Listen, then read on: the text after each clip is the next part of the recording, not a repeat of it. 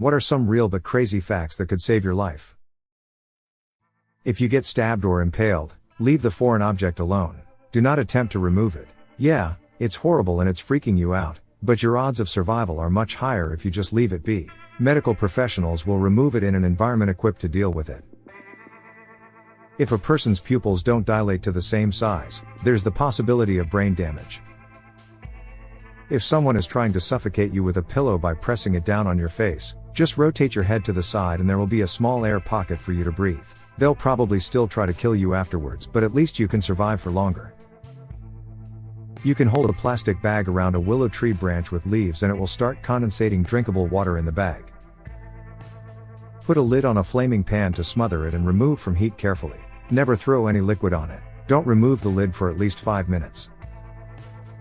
If you crash into an electrical pole, immediately call 911, or your country's equivalent, and stay in the car. You could have downed an electrical wire, and the wire will still be live. Assume the entire area around your car is electrified. Only get out of the car if there's an immediate danger, such as a fire. When you exit the car, make sure both feet touch the ground at the same time, and only take small, shuffling steps, and make sure both feet are touching the ground at all times. There were 2 teenagers from my hometown that were electrocuted after an accident like this.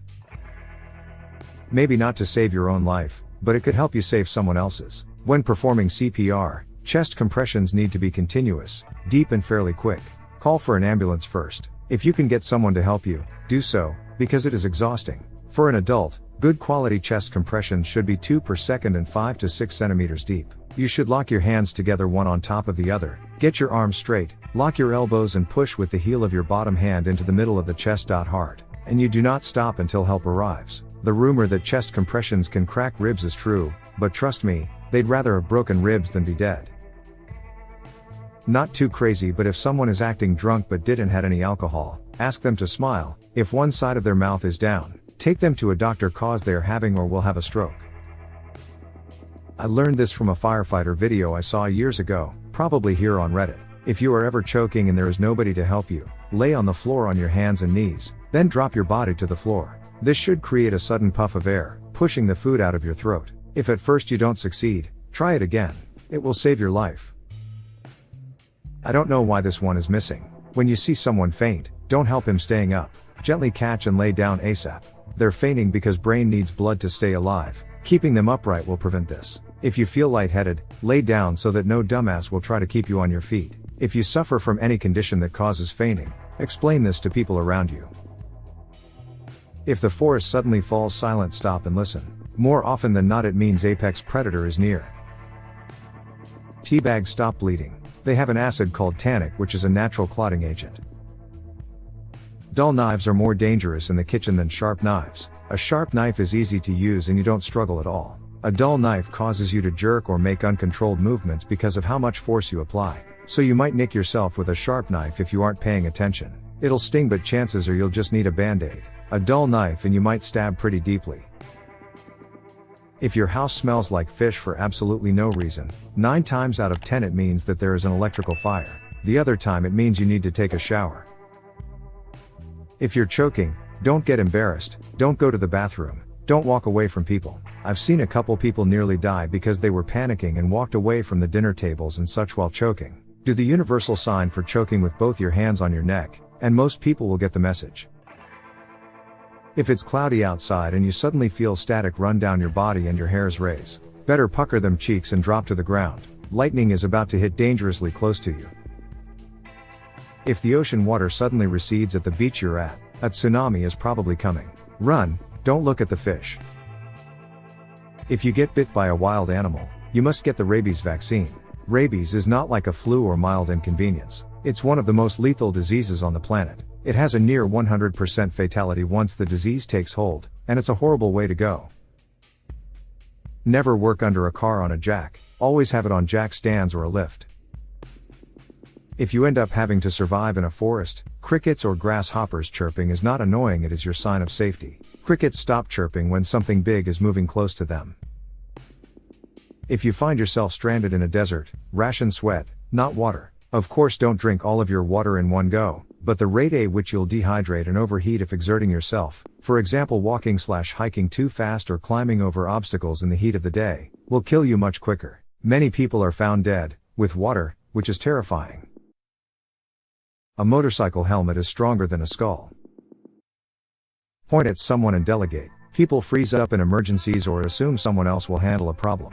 Point at someone as say you guy in the blue shirt. Go to the gate and tell the ambulance where we are. Ma'am, please go with him. Don't ask does anyone know CPR. Point at someone and ask if they do. Even if they don't, people are more likely to step forward in fear of being asked next and judged for not acting sooner than volunteering from the beginning. If someone odds, don't wait to discuss or figure out if you / they will get in trouble. And quad. Every minute counts, and if staff ask if they took anything, tell them immediately. Tests will reveal it anyway, but every minute they have to run them is another minute they can't treat the patient correctly. Do not hesitate to call emergency services for a suspected overdose, as quick and treatment and response is imperative. They're not the police, they're not out to get anyone in trouble, and if it messes with something like their doctor's prescriptions, it's preferable to leaving them to die. If you do any kind of opiates or have people at your house who do often, have naloxone handy and know how to administer it. Tobacco is aseptic. If you have a wound, you can pack the filing from a cigarette into it to stave off infection. It'll numb you a little too, so that's nice. If you're a lady being followed in a city, liquor store / corner stores are great places to duck into. Clerks are great people to tell. Have been followed in sketchy neighborhoods a number of times, and they've been great and down to tell a creepy fucker off or just keep an eye out for me 9/5 times. Would write an ode to them if I could. Sucking out snake venom doesn't work. If you've been bitten by a venomous snake, take a clear picture from a distance and call an ambulance immediately. The picture will be used to identify the snake species in order to get the most effective antivenom. Edit, I answer why, despite having CRAFAB, universal antivenom, narrowing down the species aids in treatment. This will especially save your life. If you see a venomous snake, do not approach to kill it or relocate it. This how people get bitten. Spray it with water and it should leave, or, wait 30 minutes and it will be gone.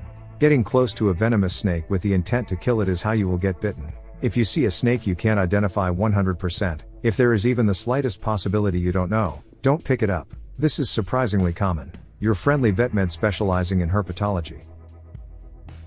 The rule of 3 minutes without air, 3 days without water, 3 weeks without food. Prioritize water first in a survival situation. Edit, many people are saying I missed 3 hours without shelter. I absolutely agree. It's very temperate this time of year here, so it wasn't at the front of my mind. Find shelter, then water in those cases. Don't swim towards the cute dolphins. Those motherfuckers will hit you with their tails, headbutt you, and drown you if they feel like it. Seriously, they're big, strong, wild animals, and although they are generally pretty chill around humans, you really don't want to meet one in a bad mood. Edited out a false assumption based on the apparent myth that dolphins are sexually aggressive towards humans. Looks like they are not.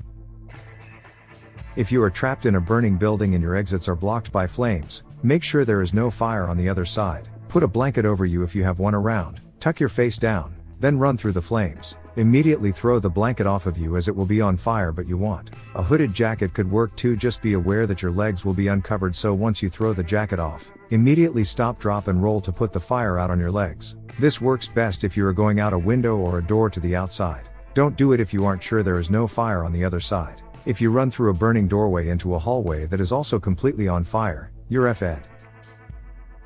If you are trying to rescue someone, check for danger first and maintain your own safety.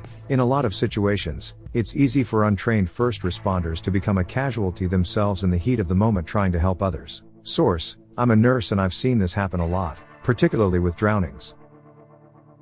If a grease fire starts, use baking soda to put it out, put a lid over it to smother it, and turn off the heat source. Do not use any water to put it out, it will only make it worse. Call your local fire department if it gets out of control. Garage door springs will kill you if you try to fix them yourself. Fact.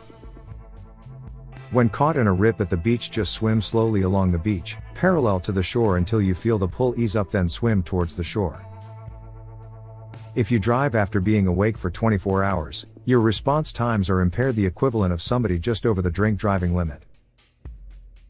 Be aware of potential energy. Heavy weight overhead, highly tensioned wires and springs, momentum. Things break and now you're on 1,000 ways to die. Drink vodka if you get antifreeze in your system.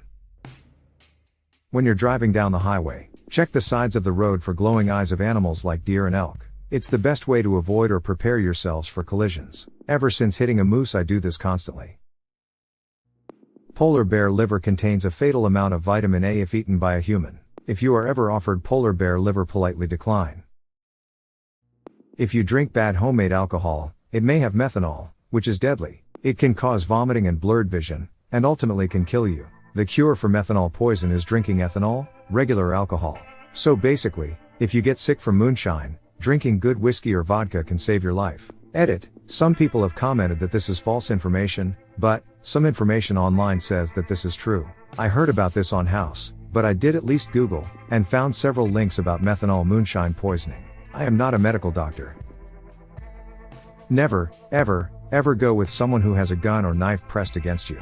Most people think complying would save them, but really they are just looking for a better place to kill you. Make them kill you in a crowded location or the current one. Chances are they won't, or they wouldn't have asked you to go with them.